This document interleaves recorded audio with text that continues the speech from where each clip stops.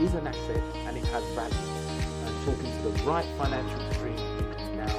We purchased it at 410k. Its current value is 900, around 900k. We make sure we do not offer shoddy accommodation. That's one of the greatest things that needs to be emphasised. If you're going to get into this game, do not be cheap and cheerful, poor quality. Let your standard reflect what you're offering and what you're about.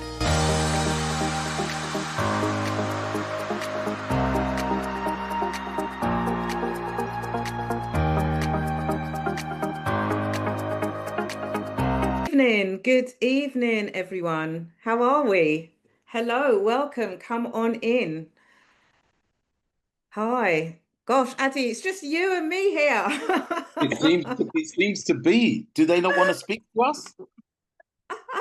Oh dear. Wow. Okay. All right. No, we've got some. What's going on? I know. We'll have to hopefully wait for some people to come in and perhaps turn on their cameras. Maybe, maybe not. It's all good. Either way, we're happy. We're happy to be here. So, welcome to MPC, or Nelson Property Consultants General Property Clinic, our GP Q&A clinic, where you ask the questions and we provide the answers. So, everyone who's here, hopefully, knows that we are here for the first Wednesday in every month. For those of you that are new, we are here for the first Wednesday in every month at 7 p.m. We invite you to join us. We invite you to pre-submit your questions. It is free, absolutely free. And yeah, it's really just because there is no service out there like this at the moment where you can jump on and ask somebody, a professional, about any property issues that you may have, whether that be anything to do with financing or refinancing, refurbs, property strategies, building your portfolio, company structures, offloading your properties, deal analysis, running those numbers, just you name it, we have got you. And if we don't know the answer, then we know a man who does. So we will always try and source or speak to that professional or source that professional who can answer the question. Okay. You know what's funny, Dee? I have to share with you a quick example, a situation like that happened to me just this week. Yeah. We hold some properties in trust Yeah. for the accounting purposes, and obviously in taking Section 24 into account. And I wanted to speak to someone about stamp duty. And I asked a couple of solicitors, look, if I'm transferring them from the people who hold them in trust into the company that they're holding it in trust for, will I have to pay stamp duty? You know, no solicitor could answer my question. I had to go to HMRC stamp duty department and find the answer. Now I have an email from them which clearly outlines exactly how it's to be treated, and I'm happy with the outcome. But it just goes to show, if we don't have the answer, we can go and find the answer.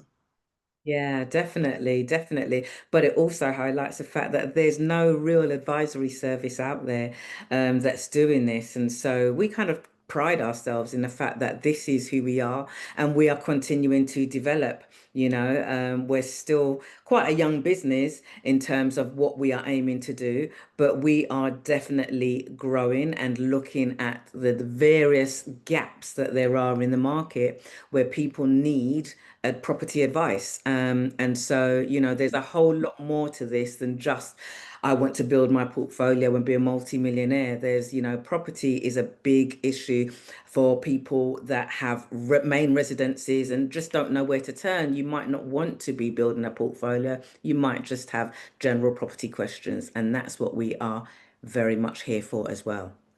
So, anyway, okay, so look, so if there's anyone here that doesn't know how we operate because you've not been on before, welcome. We are here until 8 o'clock this evening, and what we do is we go through the pre-submitted questions. Sometimes we also have some questions that have not been answered from a previous GP clinic, so we may well go onto those if we have time, following on from the questions that we have submitted today. We will end at around 10 to, at which stage we'll kind of just start to wrap up. So I'm going to hand you over to Addy. For those of you who don't know, I'm Deanne Nelson, co-founder of Nelson Property Consultants, and I'm going to hand you over to Addy Fabumi Stone, who's also my fellow co-founder, and let him introduce himself to you. Over to you, Addy. Well, you've said my name, which is good, and it was pronounced very well. So, but now that's standard for you anyway. But no, we are here for you. We try to make ourselves available to answer your questions, to assist you in your property journey. Because the fact is, Deanne and I have been on this property journey for many years now. We've learned a lot. We've made some mistakes, and we've paid the prices for those mistakes. But what we want to hope and share with you is our knowledge and information, so that you don't have to make them same mistakes. We've suffered it already. The whole community doesn't have to suffer it. There's no need for it. We share with you our own experiences and the stuff and the information and the knowledge we've learned over those. Must be now what? I bought my first in 87. So we're talking, what, near on 42 years. That's a lot of years. And Deanne's in a similar situation. So we've experienced a lot and we know a lot. And we're looking to share it with you. So tonight, as Deanne has explained, the format we do to answer your questions, not our questions, not ChatGPT, not wherever they come from, out of Hebrides. These are your questions. So that means they're personal to you. So we're going to share those questions with you. Deanne will give her point of view. I'll give my point of view.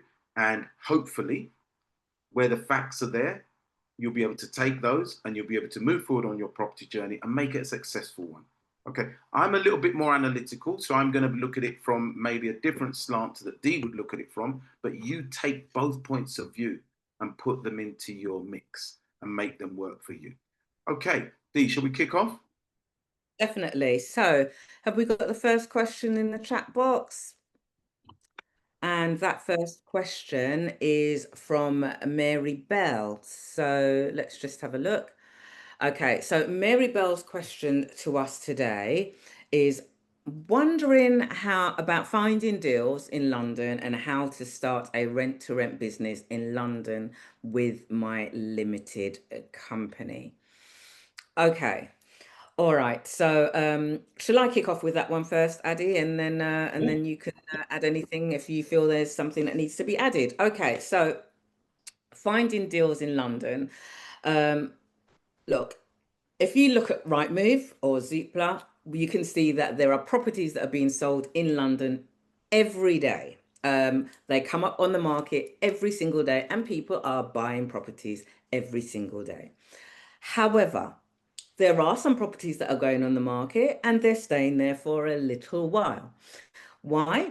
Because things are constantly changing. So take, for instance, there's been recent changes to stamp duty. So we know that there is an increase there.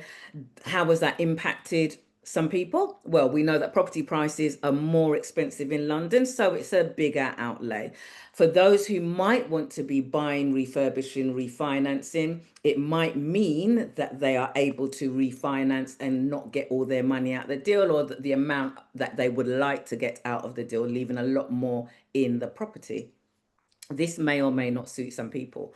So, finding deals for me very much comes by what I say word of mouth. So it's about letting people know what I do so that when a property comes up, which is off market, before it goes on the market, they give me a call to say, Dee, this property's come up, or I've got a property, would you be interested? Because that for me is where I find true below market value deals. That's a true deal, because for me, once it's gone on to Rightmove or Zoopla, it's not to say that there aren't deals that come on there, but they get snapped up pretty quickly. So unless you're in a position to move quickly, a cash buyer or whatever, you might find those deals a little bit more difficult to come by, but they do come. You've just got to be able to move quickly. So And it's finding those locations as well that are probably still a little bit cheaper than others. So, okay, London's a vast place. You might not find a deal in Mayfair, but you might find a deal in Croydon. So you have to look at those locations where you know that perhaps, regeneration hasn't happened there yet, or, it's due. It may well be coming because the area's kind of on a downward slide, but at some stage, something's going to happen and you know that it's going to turn around. So looking at those areas that you think, okay, probably a little bit cheaper than somewhere else, even though somewhere else might be more desirable, but this actually might be a good time to buy in that area before gentrification happens there. You're smiling, Ad, because you know it well, do you not? Oh, Brixton. Oh, my days. Brixton, where I grew up for some years of my youth, it was unbelievable. Properties were being given away almost. And now you've got to have in excess of £1 million to buy a house. Yeah, definitely. Without a doubt. This is what I'm saying. So it's kind of understanding your market. Property is a business as well, especially if you're looking for it from an investor's point of view. It's understanding your locations, and what's happening in those areas. What sometimes people go as deep as to understand what the local borough council's 5-year plan is, 10-year plan is, what might be happening in that area. So you can go as deep, as far and as wide as you want to. But for me, it's very much about having people come to me with their properties as opposed to waiting for something to pop up on the market, which then everyone has access to. Yeah, is there anything that you want to add to that, Adi? I realize I haven't covered the rent to rent part of that, but yeah. Yeah, and I was actually going to cover that bit, but I think you're absolutely right. I think you can go out. I mean, there's some great software now, various platforms you can use to search out deals, the kind of thing Deanne's talking about, if you feel that you've got the time and you want to be very proactive. But I think, as Deanne said, if you're known in the business to 2 or 3 estate agents, few people who know you're looking for properties, auctioneers, or even solicitors, they will bring the deal to you as long as you're a performer, because they want performance. So if people are bringing deals to you, you must perform. If you don't perform, the deals will not come to you. So if you're a performer, exactly what Deanne says, and I expect all of you to be performers. I don't expect you to talk it and not walk it. So those deals will come to you if you get yourself out there and be known to agents and people in the business. What I'd like to talk about just for a few minutes is the rent to rent side. Now, I've had quite a few young people approach me and said they'd like to do a rent to rent business because it means they don't have to find the same level of investment to get into the property business. And I agree with that. It's totally true. It can be a difference between 100,000 and 5,000. And as a young person, you're trying to build yourself up. You don't necessarily have those kind of finances available to you. So I said my thing to them was, and this is the big thing, it's all about integrity and credibility. If you came to me as a landlord and said, I would like to take your property from you, rent it, guarantee your rent, and I always put a pin in that when they say guarantee, but guarantee your rent, and then they will go off and rent it for a higher amount, which is not really any of your business, as long as your rent's paid and the terms of the agreement are stuck to, like maintaining the property, making sure all the certifications are in place. But if you were to come to me and ask me that, my question would be is, what does your guarantee look like?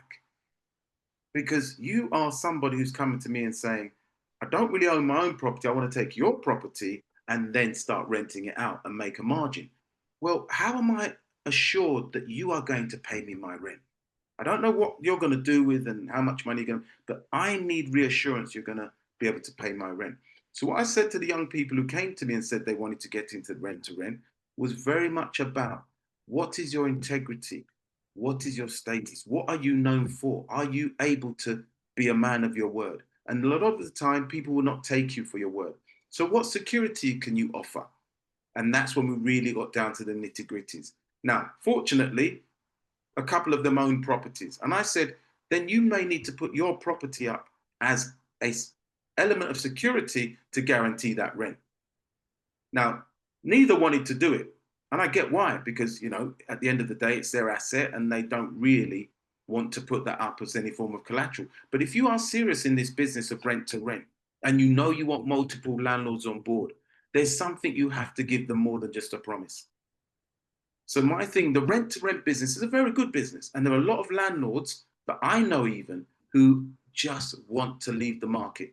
They're not necessarily able to sell, but they don't want to continue doing what they're doing now, which is managing that whole tenancy. So if you approach them with the right conversation, offering them the right security, I can't guarantee you, because I'm not putting my property up, but I can say you are very likely to get a positive response. So the key for me with rent to rent is if you sort that point out, you can start a rent to rent business and you can be a successful rent to rent business. Just let's get the foundation right. And we at MPC can help you do that. Let's get the foundation right and you can springboard onto a very good business without much capital investment. I think that's the answer Brilliant. to your question. Or to my answer to the question. To the question. Excellent. Okay, brilliant. And yeah, there are people that quite a few people that have been successful in rent to rent. There are so many landlords, as you say, wanting to exit. There are, and there are landlords that don't want to exit, but they just don't want that hassle. So there are opportunities out there. It's just making sure that you present yourself in a way that sounds solid, appears solid, is solid, so that they feel comfortable and what's the word? Not just comfortable, they feel assured that they are giving their property over to the right person. Because the idea is they want to give it over and they just don't want headache. And that's it. And so, I've done it. I've given property over to companies who want to do rent to rents, and I just don't because I just don't want the headache. So yeah, it's making sure that you feel that you're giving it to the right company and that they are going to do what they say on the tin, and that is look after your property as well. That's the thing. Okay, all right. So question number 2. So that is from, I think, is it in the box yet? Okay, yeah, brilliant. So that's from Michelle. So Michelle has asked, I'm not sure if, excuse me, Michelle's on the call, but Michelle has asked, would you kindly walk us through the estimated costings for purchasing a second or more properties that will not be lived in? I appreciate that the majority may already have this detail. So, Adi, do you want to kick off with that one? Okay, yeah. And thank you for the question, Michelle. Much appreciate it and joining us tonight. The main thing for me is if you've bought a property already, you own a property, whether you live in it or not, then the experience is not that different. It's you've been through it. I'm going to go through a couple of anomalies that apply, but don't worry. You've been through it. It's just a very similar position and procedure. If you haven't got a property and you haven't been through it, then I would definitely advise you get yourself a good solicitor.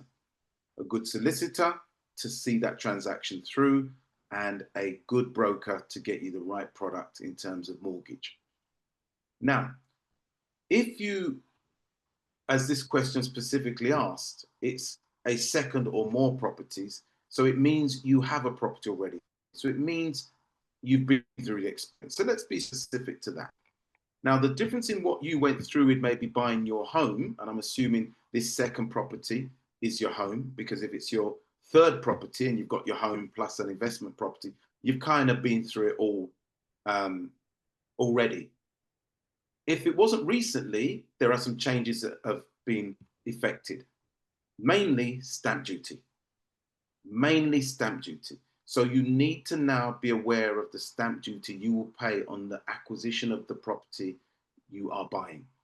And sometimes if you are in the business of trading where you flip, you buy, you refurbish and you sell on, then you might find that a lot of your profit now has been eaten up by the stamp duty. And if you're in London, that is certainly the case. If you're outside London and maybe up north, less of an effect because of the purchase price. But definitely within the M25, where you're starting with higher numbers, the stamp duty does kick in and kick in quite drastically. So to give you an example, the first 125,000, your stamp duty is 3%. From 125 to 250, it goes to 5%. from 250 to 925, it goes to 8%. So on average, if you're buying a property for somewhere around 600,000, you are going to be paying somewhere in the region of 5 to 6% as a total in stamp duty. And that can be a lot of money to add on if you're talking about flipping that property. So your costs significantly increase.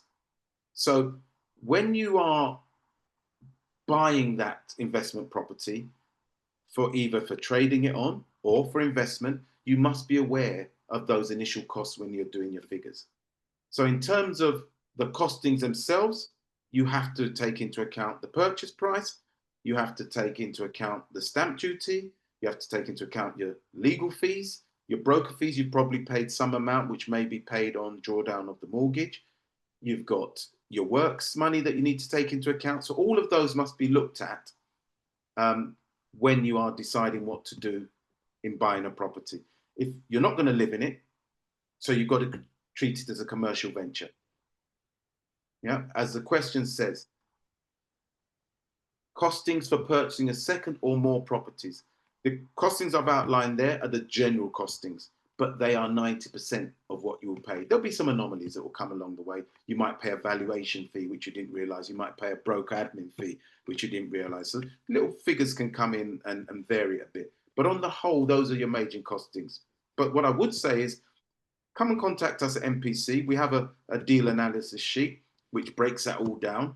We can share that with you and we can go through it with you as well. So you know clearly how it works, even if you're not ready to buy right now, but at least you know exactly how it works. Okay. Deanne, would you like to add to that? Yeah, I think the only thing that I would really add is it's just really when it's an investment property, it's bearing in mind that obviously you're only typically going to get 75% loan to value. Okay, so when you're asking to be walked through the costs, the first cost that you're going to have, which is going to be probably one of your highest costs along with your stamp duty, is going to be your 25% deposit. Because normally, obviously, when it's your own home, you may well get up to 90% of the purchase price, can even be 95, it's there or thereabouts. However, when it's an investment property, it's only going to be 75% loan to value. And if it's a commercial property, it might be only 60% loan to value. So your biggest outlay might be your deposit along with your stamp duty.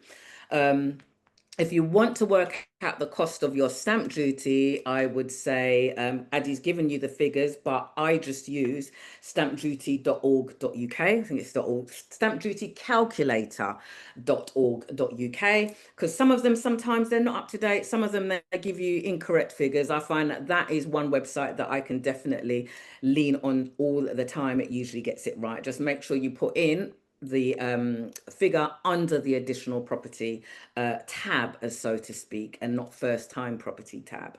And that's going to be your main thing. So it's going to be your deposit, it's going to be your stamp duty, it's going to be your legal fees, typically around what, £2,000, could be a little less, could be a little more.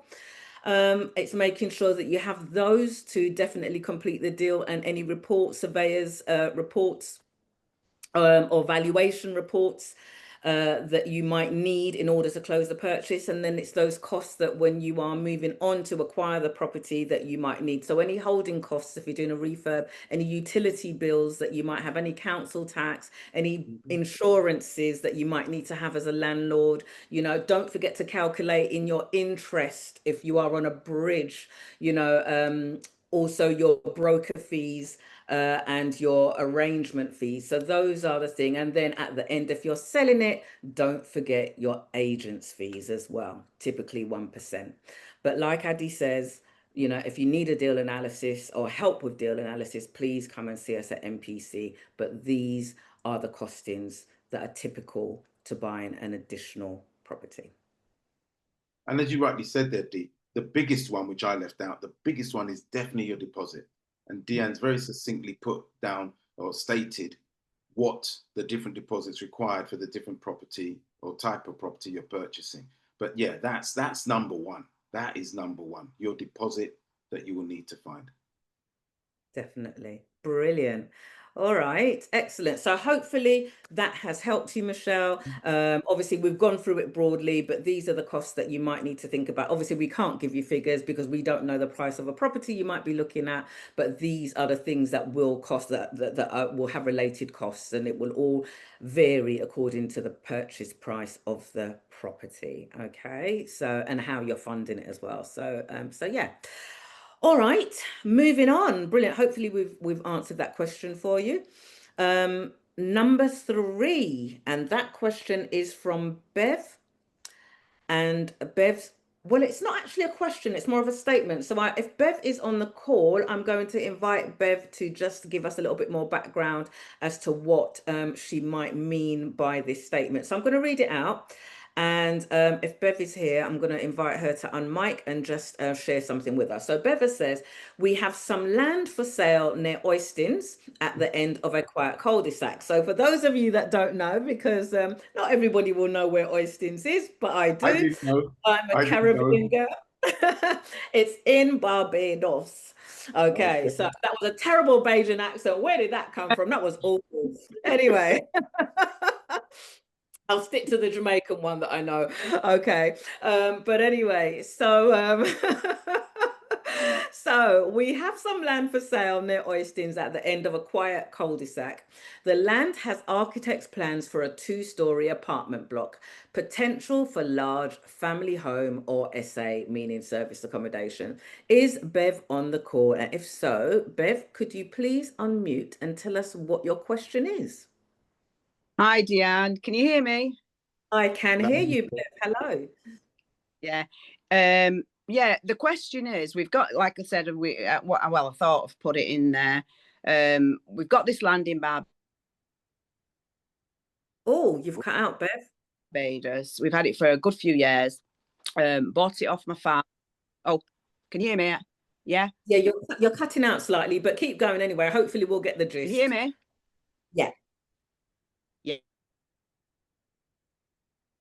Yeah. Oh. Yeah, so bought the land and we've wondered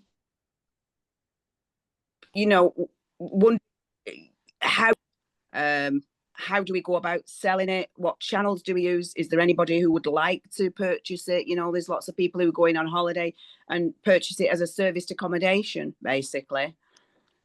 Okay, so we missed quite a bit of that. I don't know if that was just me. Did anybody else miss quite a bit of that, or was it just me? Addie, did you get all of that or not? You missed quite a bit of that. Not Yeah, at all. there's something happening with your mic at the moment, Bev, where we're not quite hearing what you're asking. So it's chipping in and then we're losing you and then it chips back in again. So I'm not even getting the gist of it other than you've got this land and I'm believing you want to sell it, but I'm still not quite sure what your question is.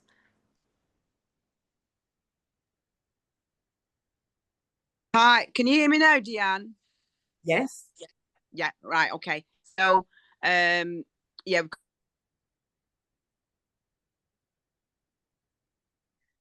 No, we're having issues. We're having issues. We are having issues. I think, Bev, we'll go on to another question. If you could just type in the chat box briefly what it is that your question is, what it is that you're asking, and then I can answer, hopefully. If you could do that, that would be good.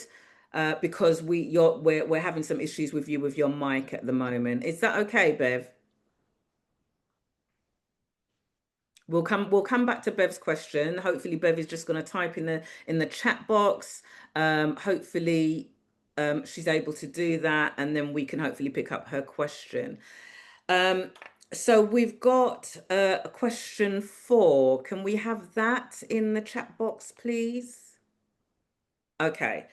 So I'll read this one out. Addie, do you want to answer this one? This is from Debbie. So Debbie has said, how do you see interest rates impacting property prices and rental yields over the next 12 months? Good question, Debbie. That's very, it's an in-depth question, which is what many of us in the property sector should now be asking. And if you're entering it or you're an established person in it, this is a good question to ask yourself. If I want to start with the second bit first, when we talk about rental yields, just so we're all on the same page, when we talk about rental yields, the formula is your annual rental income divided by the cost of your property, included any works, not just the acquisition cost. It's what you've put into that to acquire it. So the average formula is, if you're getting £10,000 a month as rental income, and your property purchase with everything done, having rented it, generally rented in some shape, residential or commercial. If your income is 10 and your cost is 200,000, then you'd be looking at a yield of about 5%. Now, within London, the average market yield is between 4 and 6%. If you get in London 7 or 8%, you're doing very well. Outside of London, I've seen very good yields in terms of 10, 11, 12% at times, because the tenant who's gone in there has been a very lucrative tenant, but the cost of acquisition is actually quite low, which I think people then talk about things like supported living, service accommodation, HMOs and stuff, not the straightforward buy-to-let model we're talking about. And that applies for London as well. If you're looking at the straightforward buy-to-let model, then your yields are 4 to 6%. If you're going 7, 8, 9, then you've generally got some kind of tenant that gives you a higher rent than an average professional renter would do. Okay, so now we understand what yields are. We can now say, okay, how does interest rates affect that in terms of our true profitability? Because yield is just a figure that says this is what I get back on my money invested. But how much goes into your bank is a different kettle of fish, because of that rental income that comes in. If interest rates are high, the bank will take a lot of it. If the interest rates are low, the bank will take less of it. Now, we've gone for a period in the last 18 months, 2 years, where interest rates have been significantly high due to Bank of England base rate being high. And Bank of England base rate is what the government set through the Monetary Policy Committee, and the bank themselves add a margin. So you dealing with HSBC, Lloyds, Nationwide, Santander, they will add a margin on. So the Bank of England base rate will change according to what the economy looks like. If inflation is high, the traditional route has been, if inflation is high, then they will increase the base rate, which means then your mortgage become more expensive because they want to bring inflation down. At the moment, inflation is reasonable, just about 3%, and base rate is sitting at 4%. Now, we've gone through a period of reduction, but as we all know, the economy is not looking great at the moment. Whether you want to question Labour's policies, whether you want to question the monetary policies and whatnot, the country is going through a tough time. So it's very likely interest rates may creep up again. I'm no financial advisor, so I'm not saying this is fact. It's just a view I share. Interest rates creeping up again. And if interest rates creep up, it becomes more expensive to obtain a mortgage. So what I'm saying is that you have to keep an eye on those things. But what we can see right now, and looking forward for 12 months, from what I see, is that inflation is not looking good. And they're going to increase interest rates again to try and slow down the economy. But there are other factors that have to be taken into account. So in terms of your prices, in terms of your properties, when interest rates are high, fewer buyers come to the market. So you don't have a lot of say as a seller, which means you'll probably have to reduce your price. If you're the buyer, that's a very good time. So in the next 12 months, if interest rates do go up, and as a result, property prices come down a bit, and rental yields still remain the same, it might be an ideal time to acquire something. Or it may be an ideal time to remortgage something. In terms of selling, I think you'll find it a bit more difficult. But that's what I believe we'll see and what will happen in the next 12 months with regards to interest rates and the impact it will have. Brilliant. Thank you, Addy. And it's hard, isn't it? Because no one has a crystal ball, and so we Absolutely. never quite know what's going to happen. I mean, who would have envisaged that we would have the current government come in and do what they've done? No one kind of, or what they proposed to do. No one would have envisaged that. So you just never quite know. But like you say, Addy, this is your view, and we all have a view. But what actually happens. Unfortunately, only they will know as to what will happen, what they will do, and what the impact will be, because there's always cause and effect, isn't there? You know. Absolutely.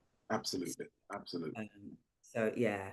Okay, thank you for that, Addy. I just want to quickly go back to Beverly, just to say, Beverly, I haven't seen that you've posted anything in the chat. So what I would ask, Beverly, is can you sorry, there is something in the chat, forgive me. There wasn't when I first looked. So you're saying that we have some land in Barbados and would like to know how to sell it and who to contact as we live in Greater Manchester. Okay. We have architect's plans for the build and papers are held with a solicitor. We pay land tax each year on it, but have changed our strategy on it. It would make a great essay for holiday letting, etc., but we are at a loss with which proactive channels or organizations we could get in touch with.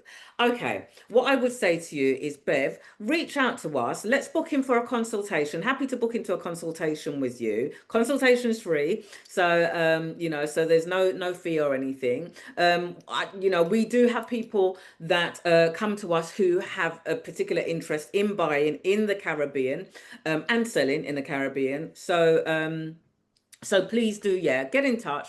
We can't make any promises, but I was just in Barbados in the summer, and it's a great market to be in. And I'm just going to give you a little bit of insight.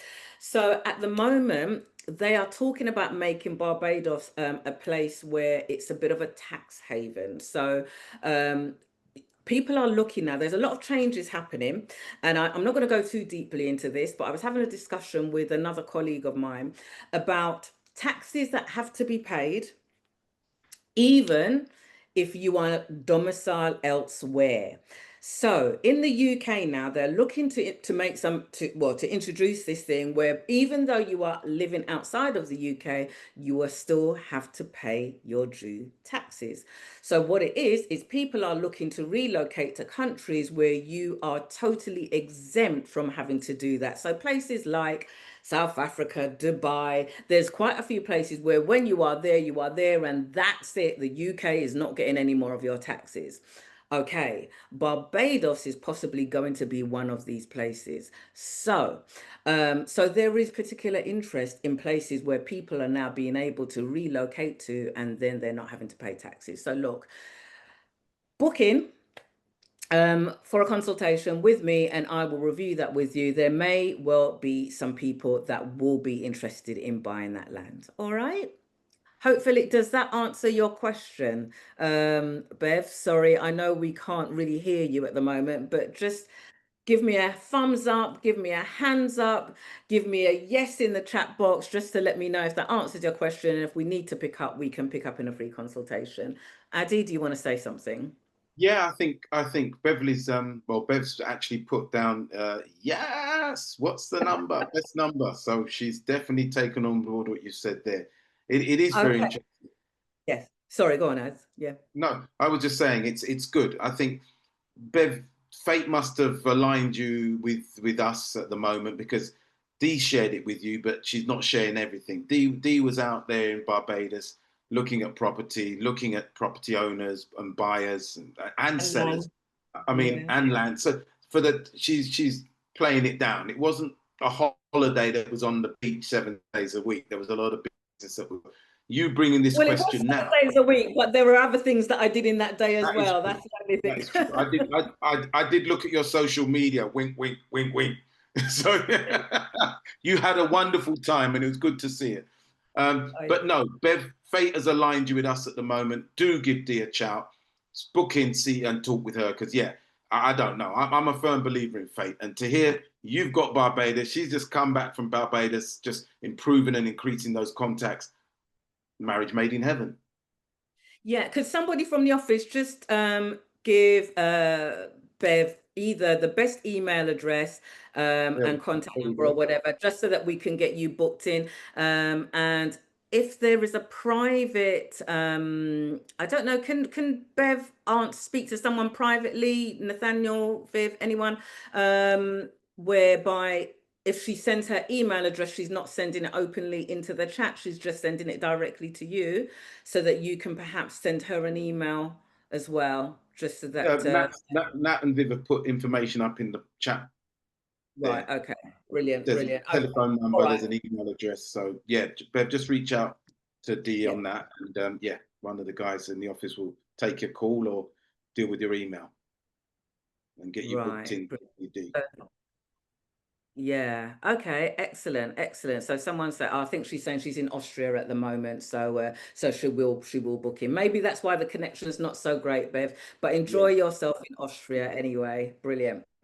Okay. So is there any more questions? I think there's one more, and then after that, if we have time left, we can go and pick up some of those questions that weren't answered from previous GP clinics. So we've got one more.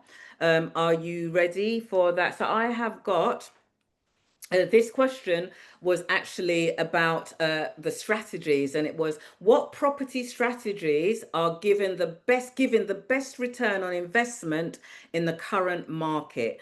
And that is whether it's BRR, buy refurbish refinance, SA service accommodation, HMOs, commercial conversions or commercial conversions. So what property strategies are giving the best return on investments in the current market, Adi? What would you say?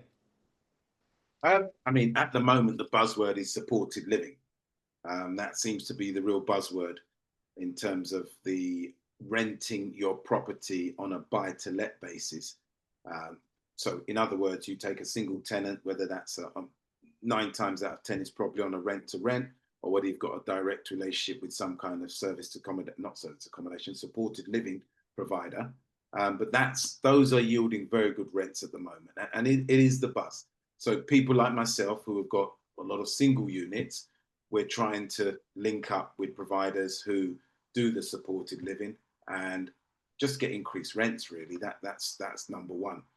I think if I was looking at really the most profitable, up until recently, I would have probably said serviced accommodation, because then the nightly rates, and quite a lot of people are doing rent to rent on that as well. So even if you do get into serviced accommodation, you don't necessarily have to buy a unit. You can do a rent to rent, build up your capital, and then end up buying your own units. So I think service accommodation was very good up until only now that the government are now putting a tax bracket in serviced accommodation to account for that income. So up until recently, it wasn't. There was no category for it, so it's very lucrative. HMO, that was a good one as well, and it's still a good one in certain areas where you've got a high demand. A friend of mine has one, a 6-bed HMO, all with en suites, very close to the hospital in Tooting, which is not St George's, whatever hospital that is. He's got one there, and he's literally for a room with an ensuite earning 1,700-1,800 a month just for a room. Times that by 6, that's good rental income. I know what his mortgage is, which obviously I won't share, but he does well. That one building has enabled him to stop working. So again, HMO works quite well. I would say the rent to rent is always a good one, because you don't have to put much capital investment in there. So that's from the point of view, if you don't have much money, rent to rent. And rent to rent, when you've done the rent to rent and you finally have got the property to now let out to somebody else, that could be for serviced accommodation, that could be for HMO, that could be for supported living. So if you've got not much money, rent to rent, and then one of those strategies is very lucrative. It's very lucrative. But again, whatever you do, get your structure set up correctly at the beginning. Because if you don't, you earn £1, and our friend from the HMRC will come and take 75p of it. So structure yourself properly. Get the advice. Come and see us. We'll talk to you about it. We'll put our power team onto you who would structure your setup. Get that done, and then you go and make some money. And The money you make, you then keep, which is very, very important. Okay. So for me, those are some of the strategies at the moment that are probably most lucrative. Dee, what do you think? Have I missed any? No, I would just add to what you've said. I mean, I would definitely say, okay, with BRR, we know that that's become a little bit more challenging of late because of the increases in the stamp duty and certain things, we know that. But very much, it can very much change depending on your end user, which you touched on. So supported living, sometimes social housing, if you're going to give it out on an FRI lease for, 5 years, 10 years or whatever, to one of those groups. And if you are able to get some kind of commercial valuation and create a bit more of an uplift in value, so it's not just the bricks and mortar valuation, there is a commercial valuation based on the rental yield, then BRR can be lucrative. So it's not to say that it's not, but I would say it very much depends on the end user, and you will perhaps get a higher yield further north than London. But again, depending on your end user. SA, I think you just got to be careful with, obviously with London, there's the 90-day rule. So again, SA tends to work well elsewhere. It's not that it doesn't work well in London, it does, but you've just got to work around that 90-day rule. And just bearing in mind that there might be some changes to the SA market in terms of the government's very much thinking of bringing in some of the tax implications that they have brought into the ordinary residential rental market for landlords. So I think before, there were certain things that you were like, for instance, you can't offset the interest in the residential market. And with SA, that was very different. It was slightly different because it was kind of more seen like commercial. But I know that there are some changes that are being brought in to SA.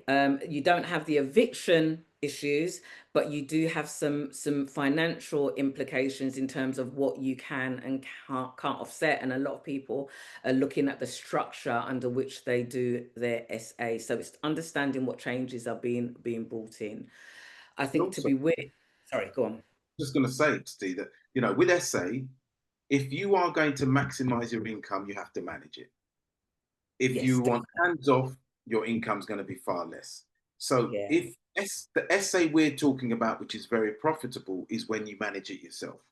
But if you don't have the time or the inclination, then SA you have to look at from the point of view of it might not be right for me. Another strategy may be better. Or the strategy where somebody as an agency manages it still gives me enough income to decide I still want to go into that. But it's all about the numbers. It really boils down to the numbers.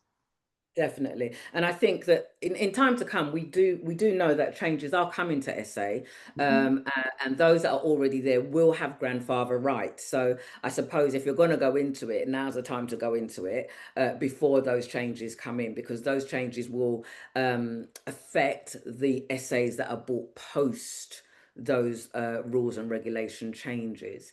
But yeah, again, do your due diligence. Location with commercial conversions, that can be quite profitable. We know that commercial conversions can be done under permitted development. I think the thing that you have to be careful with commercial conversions is actually knowing the cost of your build and understanding those numbers, building in your contingency, because more profit can also mean more problems before you get to that profit. That's the thing. The higher the rewards, the higher the risks along the journey. So I would, if you're, I know people that are in that market doing commercial conversions. I've got a close colleague of mine that does that with her husband, and they are on their second project.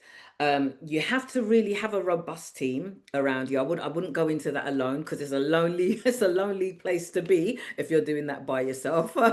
Definitely. Because when you need to tear out someone's hair, hopefully it can be someone else's and not your own. Addy's laughing. Why do you think he's got no hair left, guys? Come on, like, Exactly, that's what I was thinking. Oh dear, oh dear.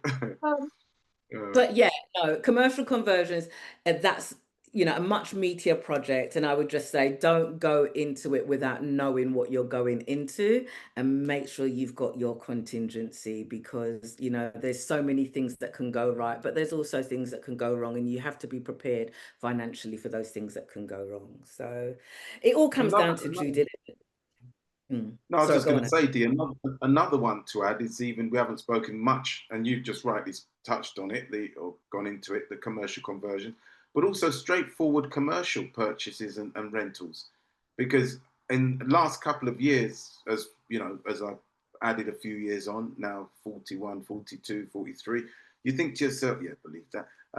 You think to yourself, you want less stress. And one of the things I find with commercial now that I've got into in the last few years is, you sign them up, you acquire the building. Mixed use was my specialism.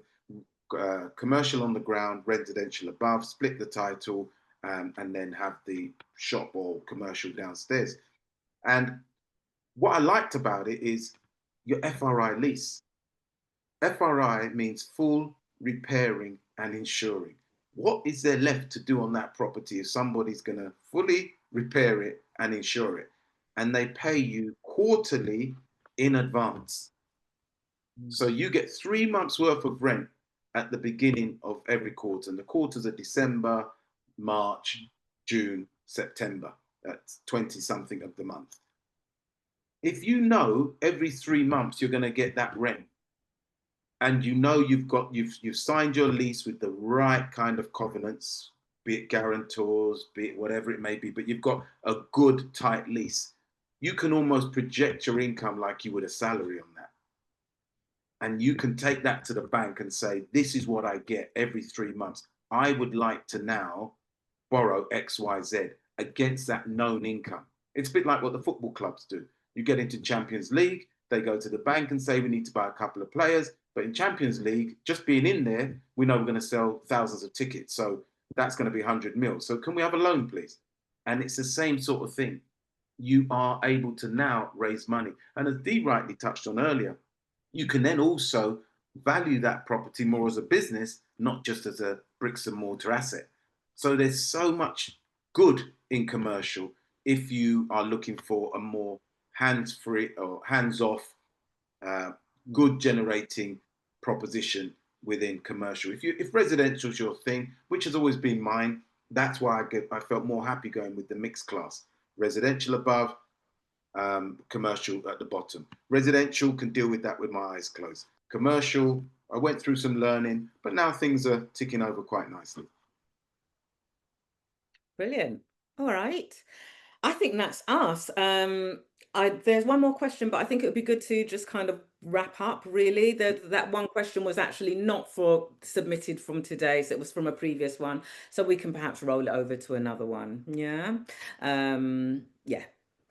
I think I would very much like to kind of just touch on us, actually, Addy, just us at MPC and where we are as a company, and what we are going to be doing moving forward. How does that sound? Yeah, let's share. Yeah.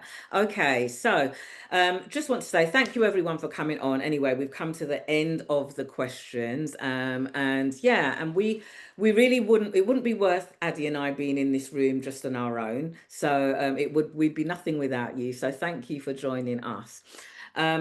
We are, as some of you who have been here or who are here and are our clients will know, that, you know, this has been quite a young business for us, and it's growing, and we're different to others in the space. We are not educators in terms of offering education courses and trying to, you know, kind of, what's the word, sell courses to you. Sorry, say that again, Ad. Empower them with knowledge or education.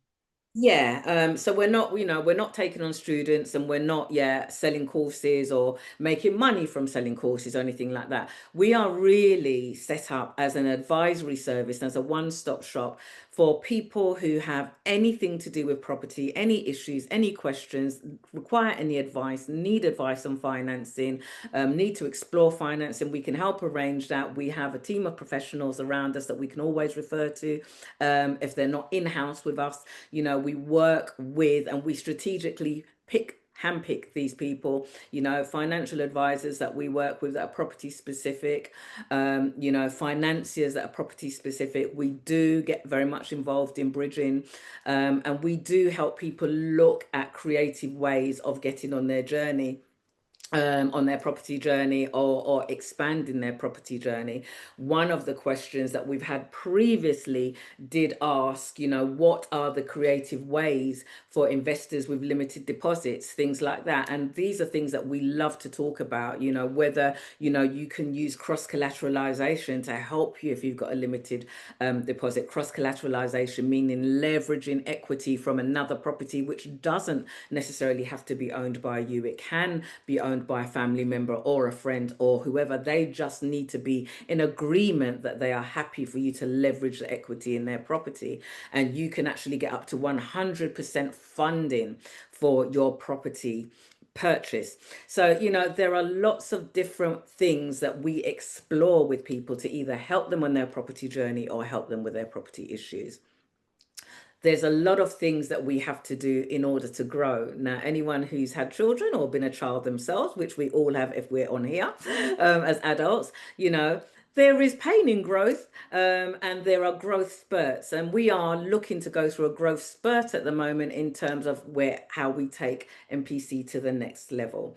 So moving forward, you'll notice that there'll probably be some changes happening over the next couple of months, and this may well be transitioning into the new year. We will be incorporating hopefully more AI into our business, you know, and looking at our membership and how we expand that, because we have started a membership, but it's still very much in its primitive state, and we are working on growing that so that we give our members ultimate value. That is what we want to do. And so, you know, anyone that comes through our doors, we want to make sure that they are getting not just value for money in terms of service, but a very good service, and going back out of that door, having their question answered, their problem solved, or their issues dealt with. We want you to go away happy. And we want you to draw on our experience. And like I said before, any experience that we don't have, we will source that to make sure that you go through the door happy. So there's a lot of stuff going on the inside in our team, and we are working on making MPC not only bigger, but better.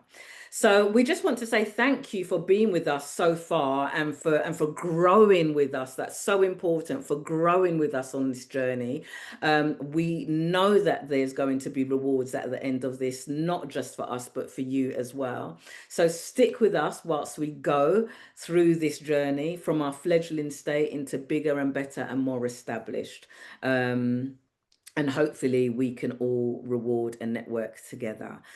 So, Addy, before I actually do my quote for the day, before we close, is there anything that you would like to say to everyone who's on board with us tonight, including the fact that obviously GP clinic, there may well be some changes with that? We're not sure yet, but these are some of the changes that may or may not happen.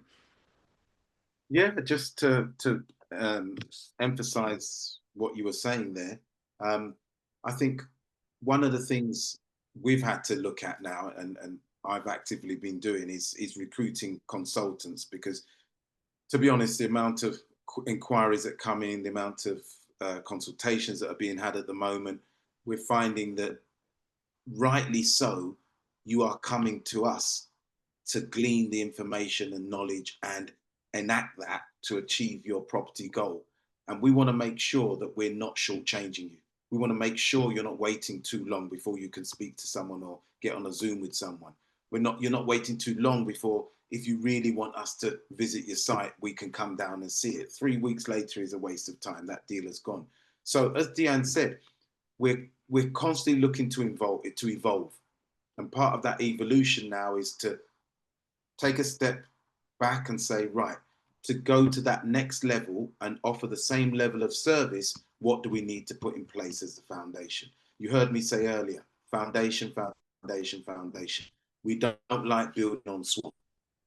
We are making the changes. You probably won't see many of them. You'll just see things come up on our website to our members. There'll be regular interaction with them. And you will just see these changes. And that's what we're going through now. And those changes are nothing but positive. nothing but to further improve our ways in which we can service your needs. That's what we want to do. Property, we have a passion about it. We know a lot, we do a lot. And if we can drag people along on the journey as well, then it's like me, I used to be a teacher, and for every student that made it through, it was such a buzz for me. And now, in a way, teacher, advisor, we're still doing the same thing. We're holding your hand to get you to achieve your ultimate goal. And if for everybody who's successful in that, that gives Deanne and I such a good feeling. It's what motivates us. It really does. It's what motivates us. So, as Deanne said, look out for the changes. What I'm saying is, always, I have to give you respect. The fact that you've given up your 1 hour. Hopefully, you've come on and taken some good information, knowing ultimately we are there for you. We're not far away. Reach out to us. I know Bev's going to reach out to Dee because that's fate. But anybody else who needs our services, we're here for you. We don't hound you, but just know we're here for you when you need us. So thank you for giving up your hour. Really appreciate it. And I hope we've been very informative and very useful to your property journey. Dee? Thank you, Addy. Thank you. Okay, couldn't have ended that better myself. So I always like to leave a quote, but I'm going to leave more of it's a quote, but it's more of a thought as well. And the thought that I'm going to leave you with today is choose your hard. So being overweight is hard. Being physically fit is hard. Choose your hard. Being in debt is hard. Being financially disciplined is hard. Choose your hard.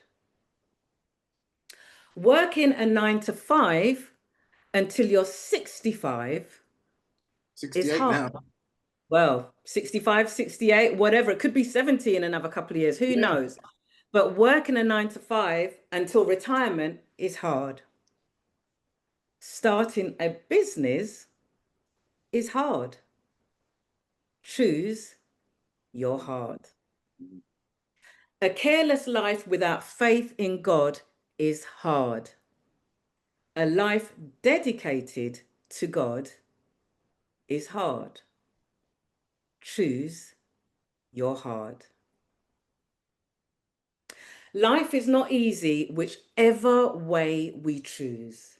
So let's make the right choices that truly realize our full potential, that truly benefit us and make a positive difference in our lives. The choice is yours. You choose your hard. Okay, so that's it. Guys, listen, thank you so much for joining us. Until we see you again, choose your hard. Do not count the days, but make your days count. Look forward to seeing you all again. Take care and God bless. Good night.